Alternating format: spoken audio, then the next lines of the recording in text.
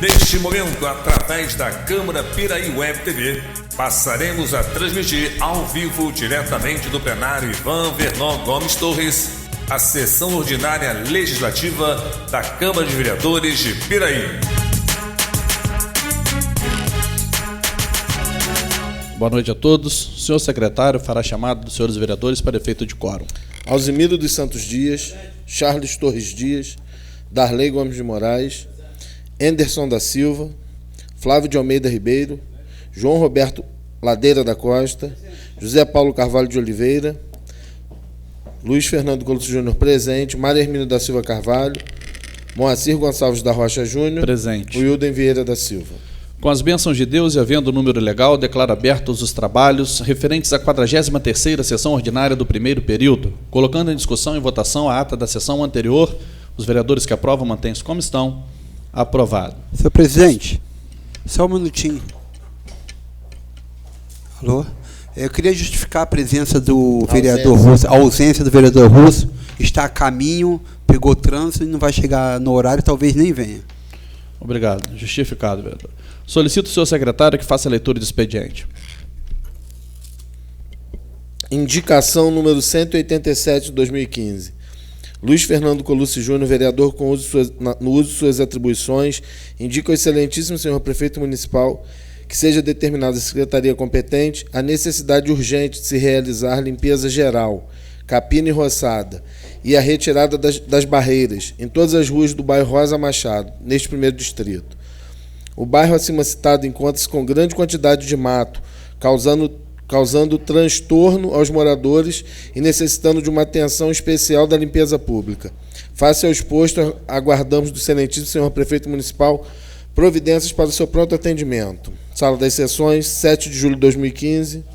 Assina o vereador Luiz Fernando Colucci Júnior, que também apresenta a indicação de número 188.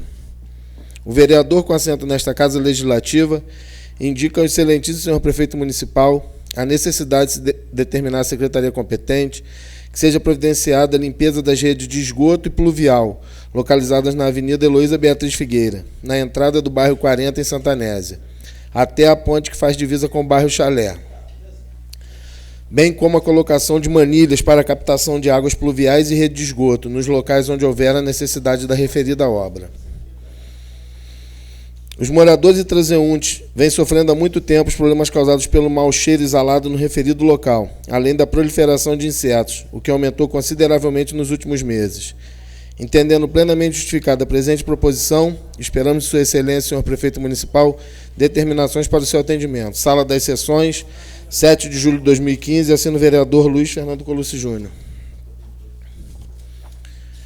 Indicação de número 189 de 2015. José Paulo Carvalho de Oliveira, vereador Russo, com assento nesta Casa Legislativa, no uso de suas prerrogativas, indica ao excelentíssimo senhor prefeito municipal para que se determine junto à secretaria competente a possibilidade de leiloar ou doar os móveis e utensílios descartados de todas as repartições públicas neste município.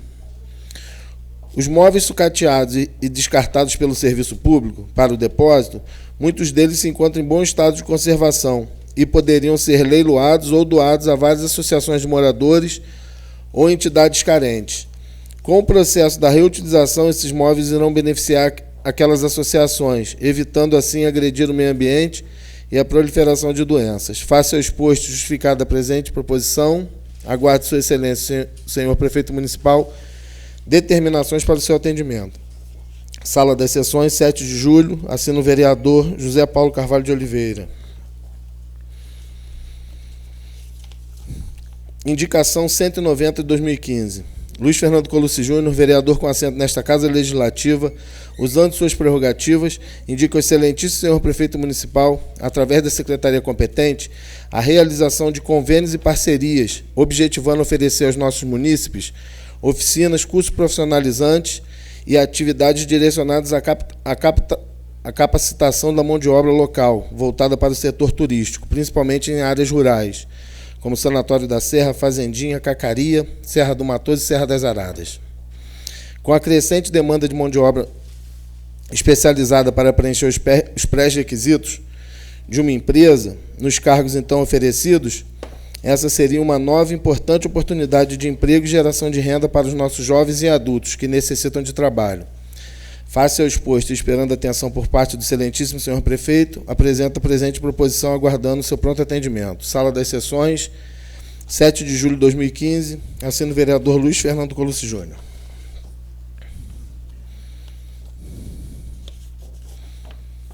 Ofício número 42 de 2015, direcionado ao presidente Moacir Gonçalves da Rocha Júnior. Excelentíssimo presidente, no dia 15 de junho de 2015, às 18 horas, estaremos realizando a cerimônia de posse do novo Conselho Diretor do Rotary Clube de Piraí, para o ano rotário 2015-2016. Solicitamos de Vossa Excelência a disponibilização do auditório da Câmara Municipal para que possamos realizar nosso evento. Sendo assim por oportuno, congratulamos a Casa pelo brilhante trabalho frente ao Poder Legislativo de Piraí, que tem sido de grande parceria com as entidades de classe do município. Sendo que se apresenta para o momento, elevamos votos de estima e consideração, rotariamente Getúlio Pereira de Oliveira, presidente 2014-2015.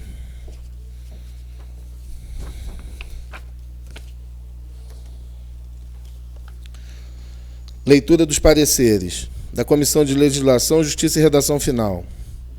Projeto de Lei número 33 de 2015, que dispõe sobre as diretrizes orçamentárias para o exercício 2016, encaminhado pelo excelentíssimo prefeito municipal. Parecer. Com o respectivo impulso processual, chega-nos para competente parecer, através desta comissão da relatoria infine, assinada face à expressividade do projeto de lei. Pela ordem processual, o parecer está consubstanciado no artigo 70 e seus incisos da Resolução número 378, de 20/12/2002, com a clareza necessária aos senhores parlamentares, face à exposição da matéria em exame, no que concerne à conveniência e oportunidade e à opinião sobre a legalidade, constitucionalidade e legitimidade. A Lei de Diretrizes Orçamentárias, criada com o advento da Carta Magna, se solidificou nos diversos níveis de governo, acautelando e norteando a elaboração da Lei dos Meios, no seu conjunto de disposições administrativas, técnicas e políticas, e, evidentemente, com respeito jurídico, constitucional e contábil, como não poderia deixar de ser as disposições e os avanços da Lei Complementar número 101, do ano 2000, atingindo um fim verdadeiramente importante, ou seja, a ação governamental planejada e a gestão fiscal responsável, equilibrada e transparente. Portanto, o fato é que, se ao se elaborar um orçamento, este produza posteriormente, na forma da lei, estabelecendo políticas, ações e meios para concretizá-los, que reflitam os anseios da população, sejam definidos de preferência com a sua participação, e possibilite os estágios mais avançados de desenvolvimento, qualidade de vida, equidade e bem-estar social. Por ser verdade, essa lei, cujo espírito e objetivos levam em conta valores e movimentos até universais e, portanto, tem uma força irreversível. Mesmo com o tempo e a sua aplicação prática, morte-se necessárias revisões por meio do legislativo, os gestores públicos terão que buscar se ajustar aos seus mandamentos e dirigir sua administração no sentido do atendimento desse espírito, princípios e objetivos. Há de se ressaltar, prima facie, que o sistema orçamentário, inaugurado pela Constituição de 1988, estabelece o convívio harmonioso do plano plurianual, da LDO e da Lei de Meios Anual. Nesse contexto, a função constitucional da LDO consiste principalmente em orientar a elaboração da Lei Orçamentária Anual, a compreender as metas e prioridades da administração, assim consideradas as despesas de capital para exercício financeiro, subsequente às alterações na legislação tributária, entre outras. Assim, devemos considerar que a LDO deverá ser elaborada com observâncias aos aspectos legais, constituindo parte de um sistema orçamentário. A LDO deverá ter seu conteúdo compatível com o PPA o plano que antecede o processo de planejamento, e com a LOA, que lhe sucede, ou seja, a norteadora desta. Ora, nos parece claro a exposição, apesar de sintética, mas objetivos claros sobre o projeto de lei ora em discussão e votação. Não há como negar que a sua legalidade e a sua constitucionalidade, obedecidos que foram os dispositivos constitucionais da Carta Própria de Lei Complementar 101 de 2000, mostrando com nitidez em seu texto a regulamentação que deverá ser acompanhada quando da elaboração da Lei Orçamentária Anual, a LOA, obedecidos também os dispositivos da Lei 4.320, de 17/3/64. Certamente a leitura do projeto observará o cumprimento do artigo 165 da Constituição Federal de 1988, dispondo a LDA compreenderá a metas e prioridades da administração pública, incluindo as despesas de capital para exercício financeiro seguinte: as orientações para a elaboração da LOA, c. as disposições de alterações na legislação tributária. Na verdade, esta comissão e seu relator nada têm a acrescentar ao texto do projeto, por considerá-lo absolutamente legal e constitucional, não só pela tempestividade, oportunidade e legitimidade, cabe-nos opinar com absoluta consistência aos nobres parlamentares pela sua aprovação diante do seu texto original. Sala das Comissões, 7 de julho de 2015, assina o vereador Mário Hermínio da Silva Carvalho, relator. Membro das comissões, de acordo com o parecer do ilustre relator. Sala das Comissões, 7 de julho de 2015, assinam Darley Gomes de Moraes, presidente da comissão, e vereador Flávio de Almeida Ribeiro, vice-presidente da comissão.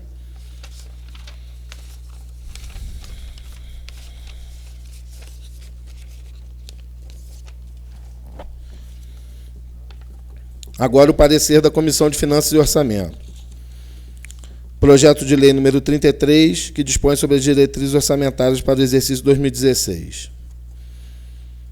Relator, vereador Darley Gomes de Moraes. Parecer, preliminarmente, encaminham a esta comissão tempestivamente o projeto de lei acima epigrafado, objetivando a apreciação pelo Poder Legislativo, fulcrado na legislação pertinente, tendo em vista o cumprimento literal da Lei Complementar número 101, de 5 de maio de 2000, que estabelece normas de finanças públicas voltada para a responsabilidade da gestão fiscal e da outras providências. Repita-se, projeto de lei que trata das diretrizes orçamentárias para o exercício vindouro. Notoriamente, esta sistemática permite a discussão de princípios essenciais da estrutura do orçamento anual, sem o que se correria o risco de ter uma proposta que, embora consistente, não atendesse à demanda específica da população. A mudança institucional e cultural no trato com o dinheiro público, dinheiro da sociedade, com a edição da Lei Complementar de número 101 de 2000, gerou uma ruptura na história político-administrativa do país. Esta comissão, por seu relator, preocupa-se com a governabilidade em qualquer nível de governo, principalmente na gestão pública propriamente dita. Mara Darcy Biasi Ferraro Pinto, superintendente-geral do IBAM, leciona com muita propriedade.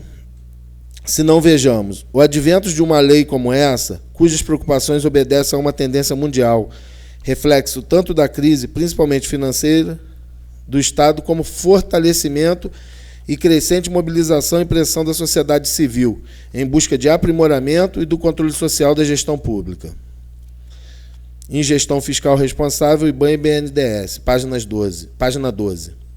Tradicionalmente, coube ao Poder Legislativo o único papel de autorizar os administradores públicos a efetuar gastos para atender os objetivos e as ações fixadas pelo Poder Executivo.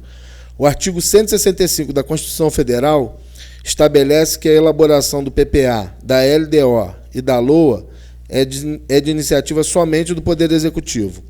Assim, a LDO é um instrumento de planejamento inovador, trazido pela Constituição da República para dar, entre outros, mais transparência ao processo de elaboração do orçamento e, em especial, tornar possível a participação concreta do Parlamento na condução das finanças públicas. Com a LDO, o Legislativo passa a interferir no processo decisório, que resulta na elaboração da Lei de Meios.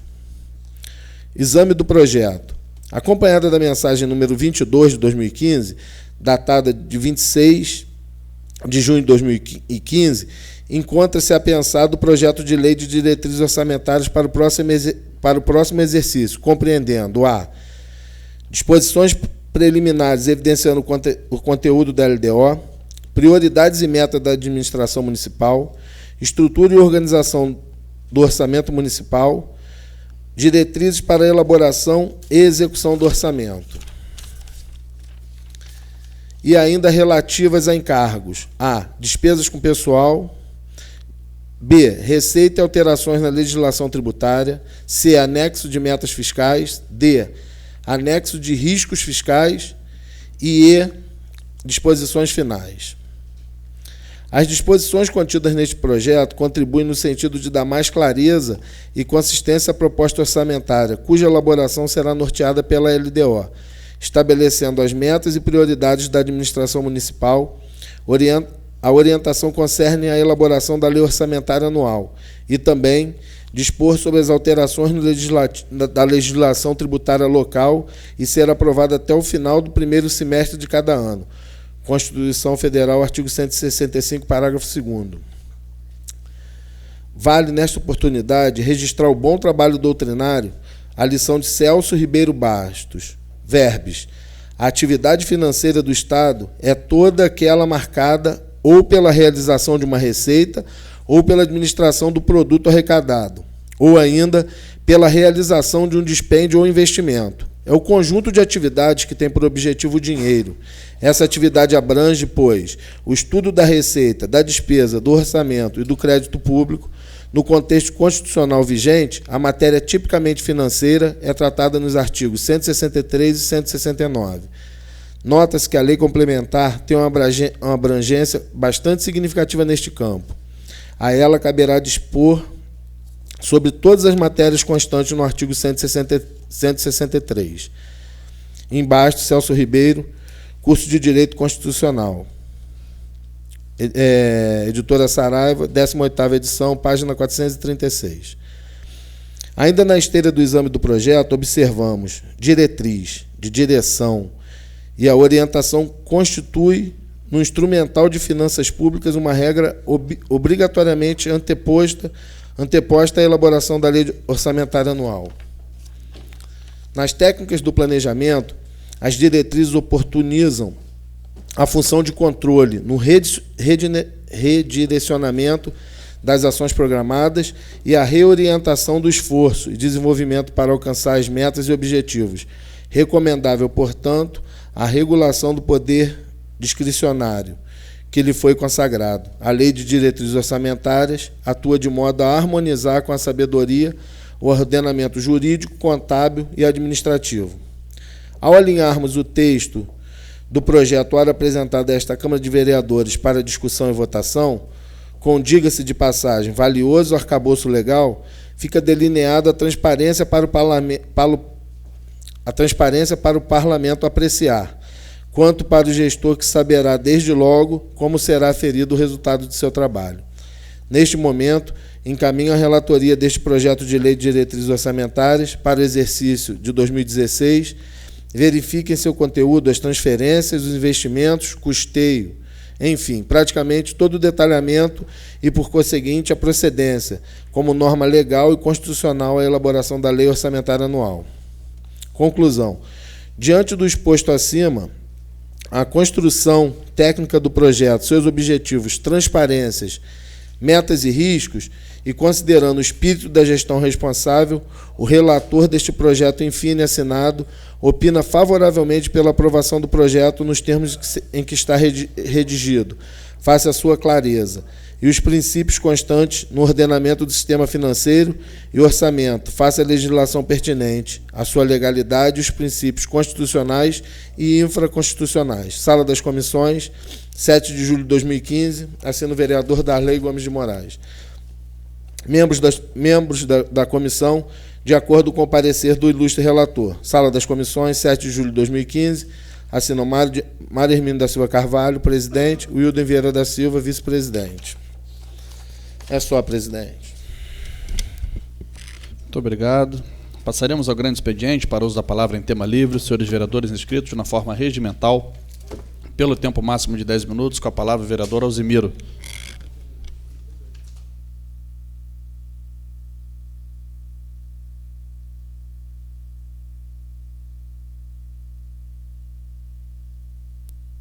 Boa noite, presidente, demais membros da mesa, Vossa Excelência, companheiros vereadores, público presente. Bom, nós estamos vivendo dias aí que está se aproximando algumas decisões importantes aí dentro dessa investigação da Operação Lava Jato. Cada dia mais gente sendo colocada aí na investigação aí da Polícia Federal, aumentando o número até de presos, já são 4 diretores da Petrobras, uma lista de políticos imensa, inclusive até começou agora a se questionar sobre os financiamentos aí da campanha presidencial. Aí os nossos ministros lá do TSE terão que se debruçar sobre esses questionamentos jurídicos para que venha aí depois, quem sabe, algum tipo de punição. Tudo se fez dentro do aspecto da reforma política, mas pouca coisa avançou no sentido de que continua o financiamento privado feito pelas empresas. Isso aí a gente sabe que é o resultado do que a gente está vendo na prática. Tem também, dia 22 de julho agora, vencimento do prazo dado pelo Tribunal de Contas da União para a explicação da Presidente da República sobre o que eles chamam de pedaladas fiscais. Foi um dinheiro que ela usou, Caixa Econômica, Banco do Brasil, para fazer pagamentos que teriam que ser feitos pelo Tesouro Nacional, direto com o Caixa do governo. E ali, por um problema de falta de caixa, ela utilizou verba da Caixa Econômica para fazer pagamento do Minha Casa Minha Vida. Bolsa Família também usou lá recursos que eram lá dos bancos federais, Banco do Brasil, Caixa Econômica, e que a lei de responsabilidade fiscal não permite. Aí vem, ao encontro disso, o presidente do Tribunal de Contas envolvido também no problema da Lava Jato, aí com seu filho, Tiago Cedras, que fez um tráfico de influência enorme lá para alguns parlamentares, e está lá o nome do rapaz, é um advogado brilhante em Brasília, que fez lá uma série de benefícios de tráfico de influência, trazendo informações e dizendo até que convencia alguns conselheiros do Tribunal de Contas da União a mudar algum tipo de parecer. Ele já levou lá, através da delação premiada do Ricardo Pessoa, já está na faixa aí de 2,2 milhões o dinheiro comprovado que ele recebeu para cometer esse tipo de tráfico de influência. Então, é o filho do presidente do Tribunal de Contas da União. Que moralidade será esse homem para começar a julgar as contas lá da pedalada fiscal da Presidente da República? E o que a gente observa, na realidade, é que cada vez mais o imbróglio aumenta. Teve aí o presidente da Câmara Municipal do Rio de Janeiro envolvido com uma conta na Suíça, através do genro, que é o Rodrigo Betlen. Ele tinha 5 contas lá, uma do Jorge Felipe, 4 eram dele. Rodrigo Betlen, que era o xerife do Eduardo Paes, na gestão anterior, era deputado federal. Então, mais um aí envolvido nessa situação de conta na Suíça, envolvimento com a ONG lá que chamava Teslu, que fazia lanche lá para aquelas pessoas usuários de crack e outros dependentes químicos. E aí gerou todo esse imbróglio aí, que ele até renunciou a parte da candidatura dele, e está agora o Ministério Público do Rio de Janeiro fazendo uma investigação aí, porque se localizou lá 4 contas, sendo que uma delas era do sogro dele, ex-sogro, que é a mulher que fez essa denúncia aí. Tudo isso a gente fica observando que o Brasil está sendo passado a limpo. Realmente nós estamos vendo aí muita gente presa, esses empreiteiros muito influentes. O presidente da maior empreiteira do Brasil, que é Norberto Odebrecht, está preso. Camargo Correia, uma empresa tradicional aí, com quase 100 anos de existência. A gente vê, observa aí o próprio Ricardo Pessoa, fez a delação premiada dele, e está cada dia mais aumentando o leque daqueles políticos que estão sendo investigados e comprovação aí através de documentos. Alguns eles têm filmagem, alguns têm o problema das ligações que foram grampeadas, Então é um leque de pessoas enorme, de pessoas muito influentes, e nós estamos vendo aí o Brasil realmente sendo passado a limpo. Agora, saindo de casa, eu estava observando lá que está sendo votada agora uma medida provisória para os clubes de futebol. É parcelamento de dívidas trabalhistas e dívidas fiscais dos clubes de futebol. Sabemos que o Brasil é um país do futebol e que tem realmente uma grande arrecadação, um mercado hoje de venda de jogadores gigantesca. Teve até a venda do Neymar aí, que gerou um problema seríssimo aí para a Receita Federal, porque eles fizeram uma série de engenharias financeiras ali para burlar a Receita Federal. E os clubes de futebol, que nós observamos que ao longo de toda a vida tiveram dívidas aí que chega perto de R$1 bilhão por clube, e a gente vê que os gestores jamais foram responsabilizados. Eles estão fazendo uma medida provisória lá, entra dinheiro da loteria, entra parcelamento junto à Receita, entra parcelamento junto à FGTS e outras coisas mais, para tentar ver se realmente o nosso país do futebol começa a tomar uma aula também de moralidade.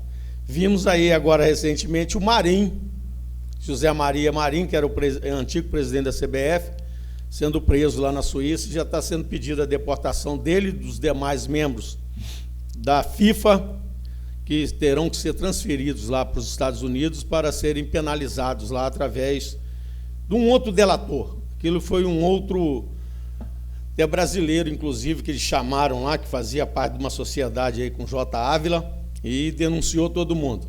Realmente, cada dia mais aparece um número aí enorme de deduragens aí dessas delações premiadas.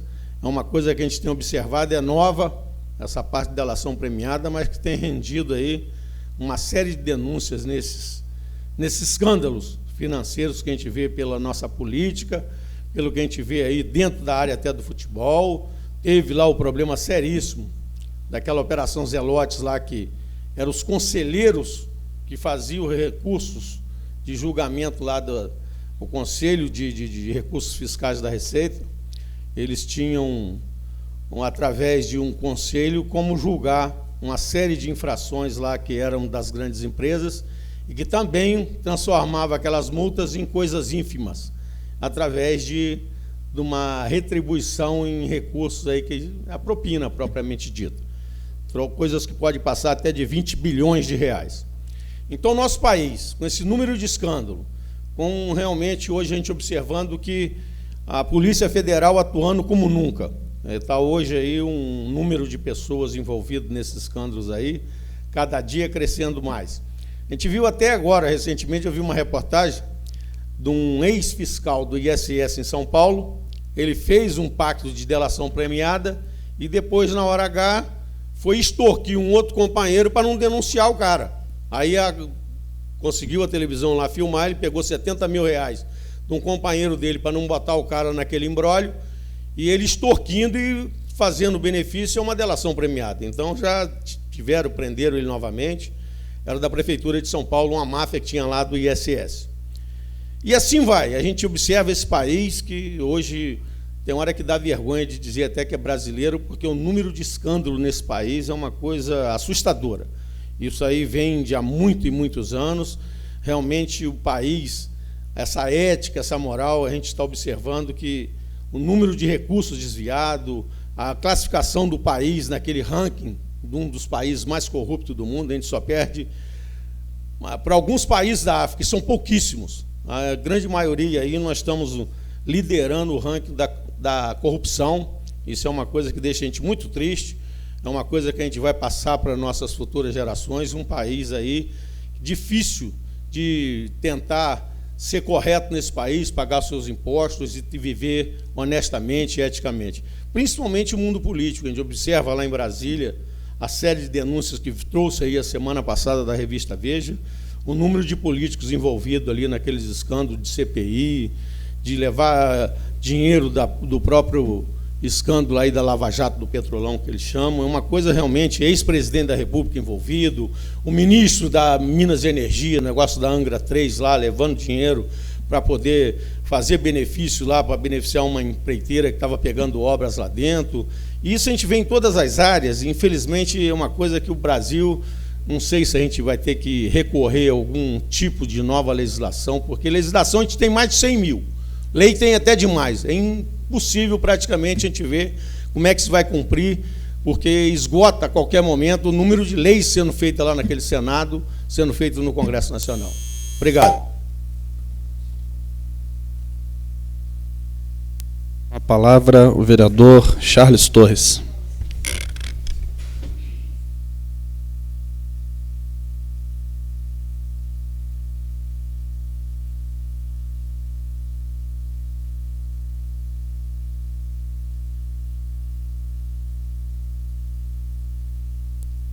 Boa noite, senhor presidente, senhores vereadores, público presente, internautas que nos assistem. Eu ontem não pude estar presente, tive um compromisso no Rio, junto ao partido, e isso me impossibilitou de chegar a tempo da sessão. Soube que Vossa Excelência informou, né, e quanto ao imprevisto, lhe agradeço por isso. Eu queria fazer alguns comentários. E, como sempre, né, a gente tem aí na pauta uma série de assuntos, de matérias a serem abordadas, até porque o Brasil hoje produz muito material para a gente. Todos os dias nós temos matéria de forma abundante para abordar. Infelizmente, o nosso tempo é um pouco curto, não dá para se tratar de tudo. Mas o fato é que o Brasil nunca foi tão roubado na vida, na sua existência, na sua história. A estrutura que foi montada ao longo desses últimos anos, ela é de fazer inveja a qualquer grande grupo terrorista, ou de bandidos, de marginais, de assaltantes, que possa existir no mundo. Porque realmente foi uma quadrilha que conseguiu sangrar os cofres públicos e as principais empresas desse país. Falo de partido não, estou falando das pessoas, porque não é só um partido, são vários partidos envolvidos nisso. Mas, infelizmente, a nossa liderança, o nosso comando é muito fraco. Muito fraco. Fiz um comentário esses dias na internet, publiquei uma matéria, uma música que fizeram para a presidenta Dilma, eu achei muito divertido e publiquei, e a grande maioria que visualizou também encarou da forma que eu vi, de uma forma criativa por parte daqueles que o fizeram. Mas o fato é que nós temos uma presidenta que idolatra o ET de Varginha, que cultua a mandioca, e que cria um novo gênero, muda a história do mundo, cria a mulher sapiens. Então, realmente, nós estamos à mercê, nau à deriva, é o que acontece. Mas vamos aqui para o nosso município, vamos para a nossa realidade. A nossa realidade, hoje, trata-se de um quadro também lastimável, pela falta de atenção, pela falta de serviços, de obras, pela falta de manutenção. Publiquei ontem uma foto sobre um ponto de ônibus, no bairro ali no acesso ao Copilândia, e lá existem 4 cadeiras, uma já quebrou, só está a estrutura metálica e tal, a céu aberto. Ou seja, choveu, não tem como se utilizar aquilo, a pessoa não tem como se proteger da chuva. Mas não é só ali, é ao longo da rodovia Presidente Dutra. Me parece que apenas 2 lugares nós temos um ponto de ônibus, que tem condições de abrigar um pouco melhor os usuários desse veículo de transportes. E, infelizmente, fica esse impasse entre Nova Dutra e Piraí, pode ou não pode, vai fazer, não vai fazer, enfim. E as pessoas ficam aí à mercê dessa falta de entendimento entre aqueles que deveriam tratar do assunto com maior seriedade. Então, fica aqui o registro do que fora comentado ontem. E quero colocar também, hoje eu estive visitando a obra do bairro da Prefeitura, do Muro de Contenção, e o mesmo encontra-se numa situação bastante adiantada, a primeira parte da obra, né? Me parece que a segunda parte ainda há um entendimento com o proprietário da área, são 2 proprietários que reivindicam a área, e eu não sei muito bem, não tive tempo de saber exatamente qual é a questão, mas a parte mais pesada, a parte mais cara, mais necessária, está bem adiantada, está sendo feita, executada na minha opinião, na minha visão, na minha ótica, com qualidade, e será entregue dentro do prazo previsto. Isso é uma boa notícia. Mas temos também notícias ruins, né? A quadra de Rosa Machado, que ainda não temos solução, a escola da Ponte das Laranjeiras, que também ainda não temos solução, não foi apresentada ainda essa casa, Eu me lembro que, se não me engano, o vereador Mário Hermínio solicitou que fosse encaminhado para essa casa a situação dessas obras, as obras paralisadas e as obras em andamento. Pergunta ao vereador, o senhor recebeu essas informações, vereador? Fez da gente aqui palhaços. Desculpa a expressão. Não responderam, não deram satisfação nenhuma. Até então falei com a Procuradoria que a gente teria que tomar uma providência junto aos órgãos competentes para a gente realmente ter essas informações. Então, nós realmente, a informação desse governo aí é muito difícil. Então, a gente já está acostumado. Mas é uma falta de respeito com essa casa. Obrigado. Como a solicitação partiu de Vossa Excelência, eu não tive a preocupação de fazer essa pergunta. De qualquer forma, eu acho que é importante nós retomarmos o assunto, presidente, e buscarmos essas informações para passarmos para a sociedade. Na semana passada eu estive na Ponta das Laranjeiras para ver essa questão da escola e me foi perguntado, eu não tinha o que responder. Simplesmente não sabia como anda o processo, como está sendo desenvolvido, se uma nova contratação já aconteceu, que dia se reinicia a obra, se vai haver, então, um novo vigia para essa obra, porque por hora está abandonado. Sabemos, foi informado por vários moradores ali que virou um ponto de consumo de drogas e outras coisas mais, não havendo quem fiscalize, a coisa se agrava, né, e nós sabemos que isso não é bom para ninguém. Então, fica aqui a solicitação, presidente. Eu, talvez, na condição de presidente da comissão de obras, eu devesse, não sei, refazer o pedido, seria algo assim realmente muito ruim para essa casa, né? Não receber a resposta do executivo e nós temos, então, que refazer o pedido. É um governo dos segredos, é um governo que governa em segredo, que alimenta fofocas, que permite que alguns dos seus secretários vivam de fofocas. Então é isso aí que nós temos. Vamos refazer, presidente, esse requerimento, ou vamos nos utilizar do que a lei nos permite, do que o nosso regimento permite? A gente pode juntar-se à Procuradoria e tomar as devidas providências. Precisamos de respostas. A gente pode fazer isso. Eu não sei se algum dos colegas aqui tem alguma informação privilegiada que possa ajudar no debate aqui e nos passar, mas eu não sei da ponte, por exemplo, da Enseada. Eu estive lá, fotografei, mostrei os problemas à época da quadra, toda a infraestrutura ruim que existia ali no bairro.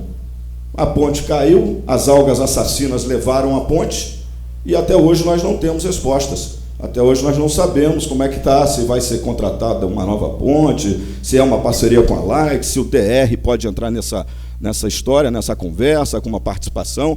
Não sabemos de nada. Assim como não sabemos ainda da ponte da Mata do Amador, da passarela do asilo, da ponte de Arrozal, que também se encontra num estado bastante crítico e perigoso. Falta informação. Desde o primeiro dia de mandato que eu venho dizendo isso, que eu pedi, vamos nos falar, vamos nos comunicar, dê informações, essa casa vai ajudar, vai participar, mas nós fomos ignorados. Eu, particularmente, fui, né, porque eu não consigo obter as minhas respostas, então eu me sinto ignorado, me sinto desprestigiado, mas também não é para menos, né? Depois daquele monte de elogios que eu fiz ao Executivo, eu não podia esperar realmente nada muito diferente disso, não. O fato é que antes dos elogios que eu fiz ao Executivo, eu vinha cobrando isso. E cá estamos nós, nessa inércia, sem termos o que tratar, sem termos o que discutir. Estamos nós cuidando aí de assuntos que não são tão relevantes para a nossa sociedade, e os nossos problemas são muitos, muitos e muitos e muitos. Nossa cidade está feia, abandonada, maltratada, e nós não temos respostas. Continuamos aí à mercê, né, do futuro, e de que um dia talvez a caixa se abra e a gente possa conhecer os segredos que ela contém. Eu vou concluir na volta, não vai haver tempo hábil, mas eu ainda tenho mais para falar. Obrigado, presidente.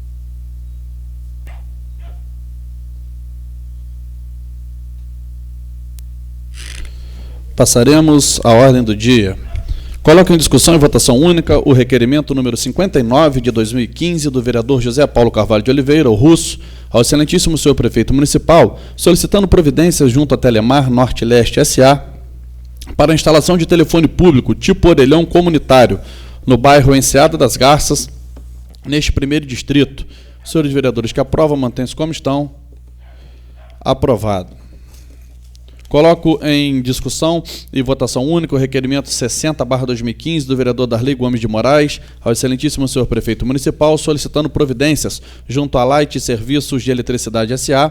para substituir o poste de madeira localizado na rua Antenor Alexandre dos Santos, em Arrozal, terceiro distrito.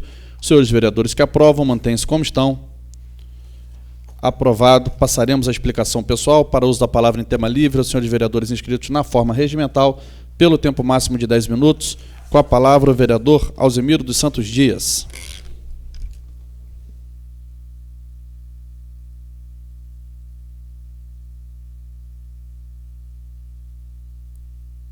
Presidente, é só para a gente enfatizar aqui, o companheiro Darley está pedindo troca de postes.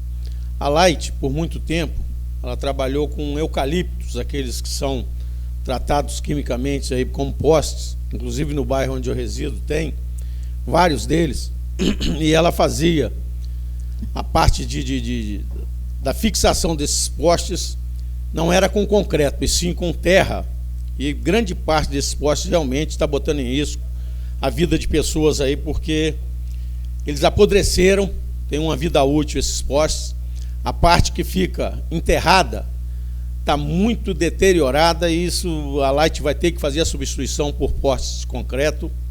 Eu acredito que teve momentos aí, ela trabalhou com economia, mas a gente tem observado que a empresa Light hoje é uma estatal mineira, é da CEMIG, Centrais Elétricas de Minas Gerais, e ela em Minas tem lá os seus compromissos lá com o governo de Minas e hoje ela é acionista majoritária da Light Rio de Janeiro.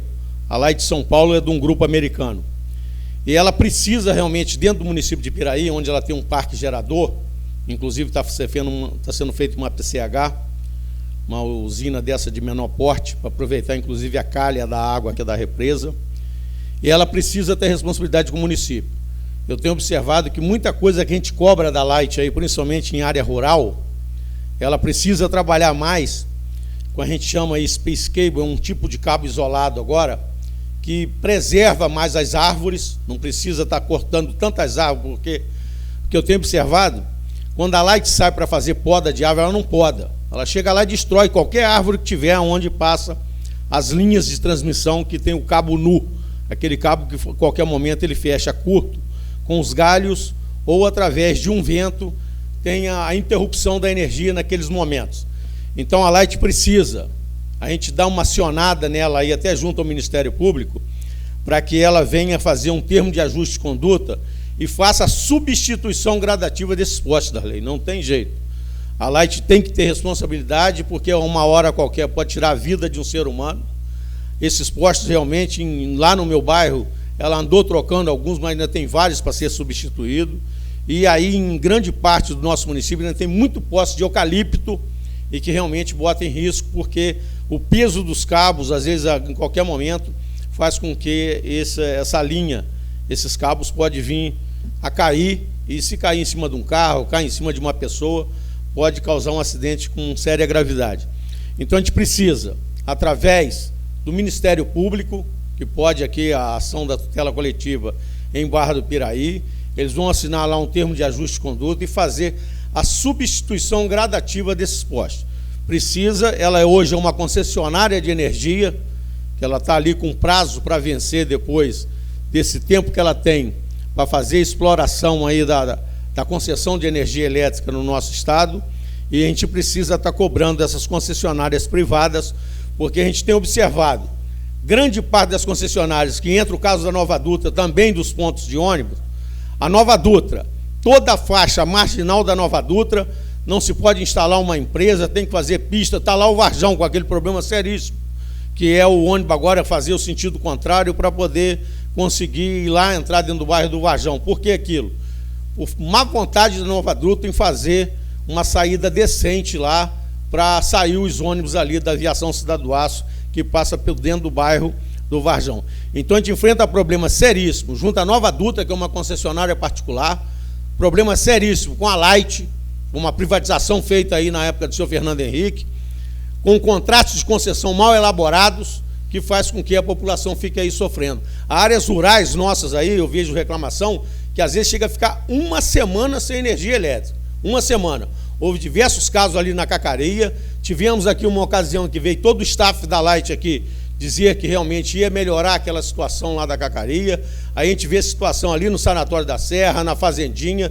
Vários locais nossos de área rural teve problema seríssimo em Arrozal, problema muito sério ali na Jaqueira. Os comerciantes lá em Arrozal chegaram a comprar gerador, porque não aguentavam mais perder tanto produto pela falta de energia. Os picos de energia lá eram constantes, lá no distrito de Arrozal. E a gente mora numa região sudeste, que é a região mais desenvolvida desse país. A gente vê certas mazelas feitas através de contratos de concessão, feitos na época de um presidente aí que ainda alguém fica idolatrando, falando que eles estão preparados para vir mandar no país novamente. Aqueles são contratos mal elaborados, agências reguladoras mal equipadas com seus técnicos para fazer fiscalização. Hoje nós temos a ANEEL, Agência Nacional de Energia Elétrica. Está localizada lá em Brasília, tipo um elefante. Praticamente a gente não vê ela agir. Tem a NTT, que faz a fiscalização aí, que a gente pede passarela. A gente está a todo momento pedindo um viaduto. A gente pede que faça essas pistas aí de desaceleração para a entrada dos municípios. Eles não deixam fazer praticamente nada. Não tem como a gente trabalhar na faixa marginal, onde envolve a Nova Dutra. Então, tudo isso são problemas políticos gerados através de contratos de concessão mal elaborados e agências reguladoras, que não têm a devida competência para poder fiscalizar um contrato mal elaborado. Então, tudo isso que a gente tem observado aí cai em cima das prefeituras, cai em cima do administrador local, porque a gente não tem capacidade jurídica para poder ficar em cima dessas empresas, porque tudo ela joga para a NTT, a hora joga para a ANEEL, que é a Agência Nacional de Energia Elétrica. E aí o que a gente observa também? A parte de telefonia. Olha, observem, por exemplo, como tem falhas no sistema da internet, falha no sistema de telefonia, a todo momento o sinal falhando em várias áreas, que a gente chama áreas de sombra aí no nosso município, um serviço caríssimo e de péssima qualidade. Vi a semana passada a reportagem sobre a Supervia. Observem lá as reportagens. Alguém que pôde gravar, ou bota no G1 ali, observem como sofre a população carioca com o serviço privado da Supervia. Aquilo ali é um verdadeiro absurdo. O serviço de barca do Rio de Janeiro é uma vergonha, o serviço de barcas. Então, a gente vê lá, não tem banheiro, os trens hiperlotados, não tem ar-condicionado, os trens, a maioria deles é trem de, parece que é uma sucata, aquilo não tem condições de dar segurança aos passageiros, não cumpre os horários, os intervalos entre um trem e outro. Então, as plataformas ali todas desniveladas, causando acidente a todo instante.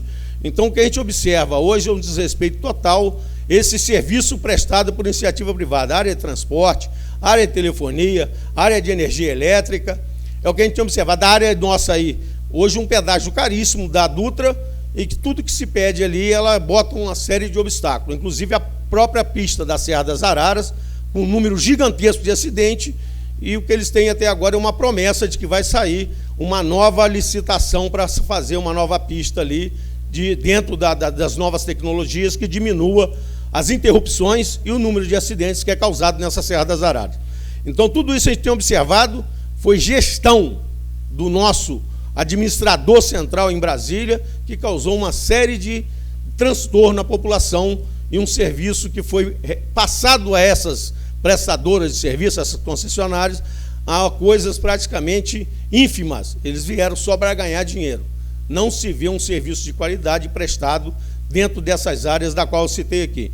Então, realmente, o Brasil precisa passar por uma aula de moral e cívica, uma aula de nacionalismo, para que a gente veja realmente esse país entrar nos trilhos novamente e ver que venha trazer resultados aí melhores para a nossa população na área da educação, na área política, de transporte, de saúde, porque realmente é uma vergonha o que a gente vê. Os planos de saúde privados, observem que serviço péssimo e caríssimo que nós temos a área de serviço dos planos de saúde privados. Alguns deles vão até à falência, a gente vê até algumas Unimedes, que são cooperativas, que acabam falindo e não prestando o serviço àquelas pessoas que pagam um valor absurdo, é uma coisa que é insuportável para a grande maioria da população brasileira. Então, tudo isso que a gente tem visto são exemplos de que algumas gestões nossas são de péssima qualidade, entregando o serviço à iniciativa privada. E qual o retorno que a população tem? serviço cada dia pior e sem ter até quem reclamar. Hoje as nossas agências reguladoras, hoje nada mais que são lá de repassar informação e, quem sabe, facilitar a vida dos empresários que exploram esse ramo de serviço. Obrigado, presidente. Com a palavra, o vereador Charles Torres.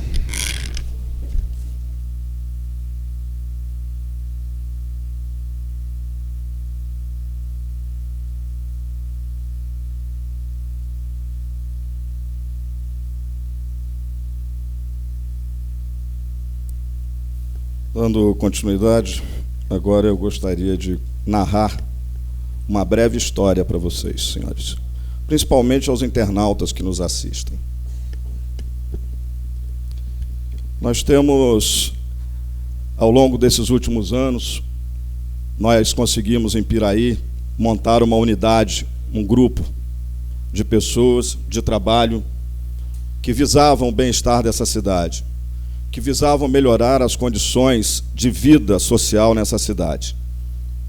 E esse grupo, então, conseguiu chegar ao poder, conseguiu chegar à prefeitura através do prefeito Tutuca, que lá permaneceu por 4 anos. Em seguida, o prefeito eleito Pezão, que permaneceu por 8 anos. Novamente, o prefeito Tutuca se reelege e fica por mais 8 anos. Então, se nós somarmos esse período, nós teremos 20 anos. 20 anos de um trabalho, de um grupo, com muitos erros, obviamente. Ninguém é perfeito, todos erramos. Mas com um grande número de acertos, trazendo prosperidade, trazendo crescimento, trazendo empregos, trazendo renda, melhorando as condições de vida de muita gente. Não conseguimos atingir a todos, ajudar a todos, não foi possível. Isso não é um problema nosso, isso é da conjuntura nacional.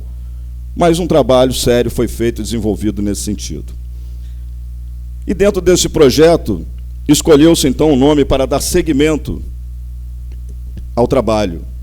Esse nome escolhido foi o do Dr. Luiz Antônio, considerado à época o melhor nome para dar prosseguimento a esse trabalho. Imaginava-se que, após ter sido vereador, presidente de Câmara, secretário e vice-prefeito, o mesmo estaria apto a exercer a função com galhardia, com conhecimento, com experiência, e seria capaz de unir a todos, uma vez que o mesmo teria sido apoiado pelo grupo que estava há 20 anos no poder. Ele tinha todos os predicados, ele tinha tudo nas mãos para fazer um grande governo. No entanto, o que aconteceu? O prefeito Luiz Antônio se perdeu. Se perdeu, ao meu ver, na sua vaidade. Se perdeu no seu orgulho, a não permitir que todos nós fizéssemos parte desse governo, nos isolando um pouco de cada vez, dando prioridade a ouvir aqueles que preferem maldosamente articular contra as pessoas que eles imaginam, julgam não ser do grupo deles. Que grupo? Se o grupo era nosso, era um só. Dividiu-se? Ouço por aí, e isso através de secretários muito próximos ao prefeito. E no momento oportuno, isso será divulgado, os nomes serão dados. Ainda não. Mas que chama a aqueles que acompanharam o prefeito Tutuca até então de bando. Sr. Mário Hermínio, eu e o senhor somos tratados como bando. O nosso presidente Júnior Rocha é tratado como bando. O senhor sabia disso? O senhor sabia disso? É assim que nós somos tratados por esse grupo. Isso me causa muita estranheza. Por quê? Eu, particularmente, quando me propus a ser candidato novamente e apoiei a candidatura do Dr. Luiz Antônio, eu não pedi 1 centavo a ele. Eu não lhe pedi uma placa, eu não lhe pedi 1 litro de gasolina, eu não lhe pedi um emprego. Eu apenas lhe pedi para que atendesse algumas das reivindicações, compromissos que eu estaria assumindo com a sociedade. Pois bem, ele não o fez, não honrou esses compromissos, não assumiu as suas responsabilidades, agiu de uma forma covarde, vergonhosa para quem deveria estar liderando esse grupo e não dando ouvidos aos que nos chamam de bando.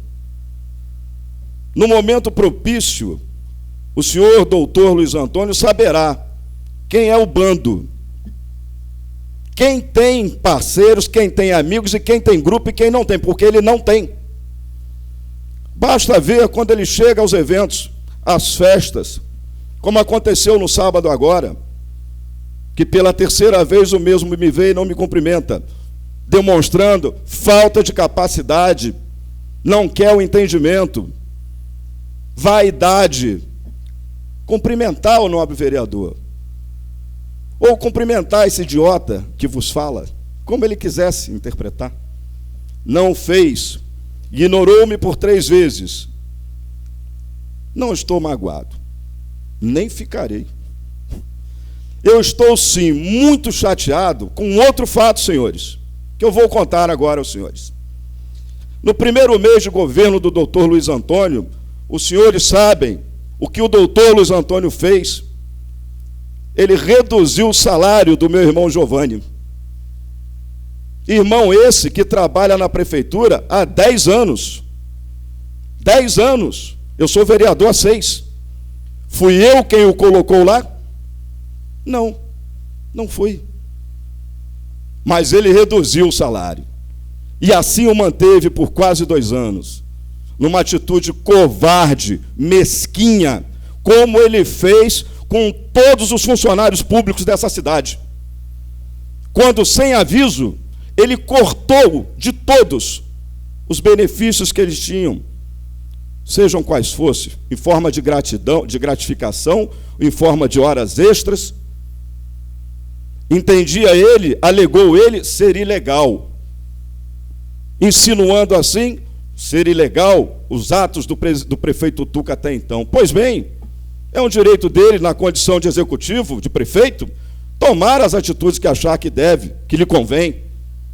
Ele disse e deixou bem claro: eu sou professor e médico, não sou profissional político, não entrei na política para ter processos.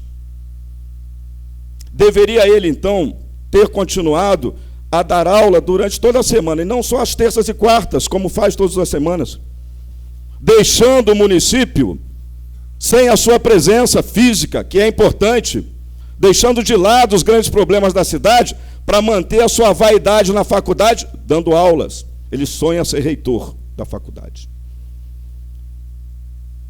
É o que nós temos.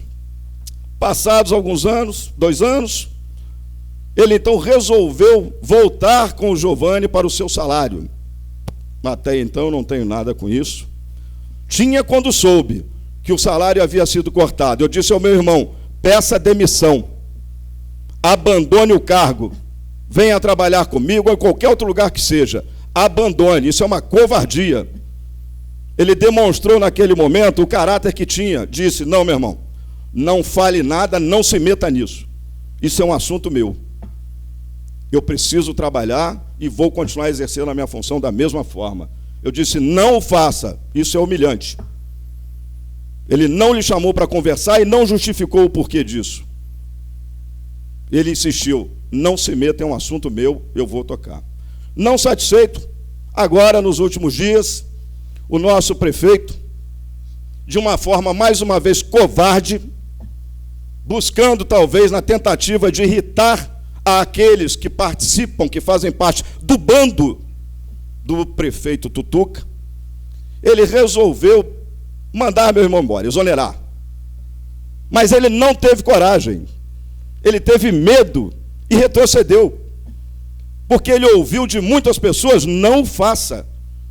O cara é trabalhador, o cara chega às 7 da manhã, sai às 7 da noite. Aos sábados e domingos o rádio dele está ligado e ele atende as pessoas. Ele faz programação de transporte de pacientes, com câncer, o que for, às 3, 4 horas da madrugada. Não faça isso, você vai cometer um erro.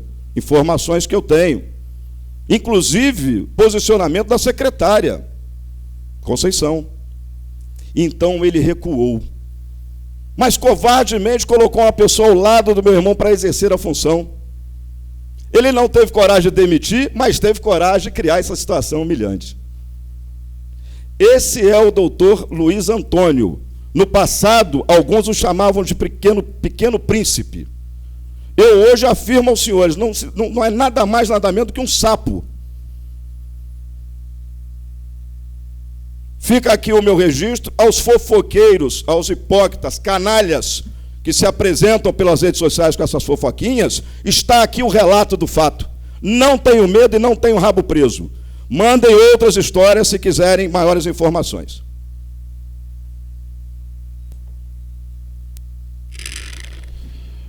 Não havendo mais oradores inscritos, sob a guarda de Deus, declaro encerrada a sessão, convocando os senhores vereadores para a próxima sessão no dia 13 de julho do corrente ano, à hora regimental.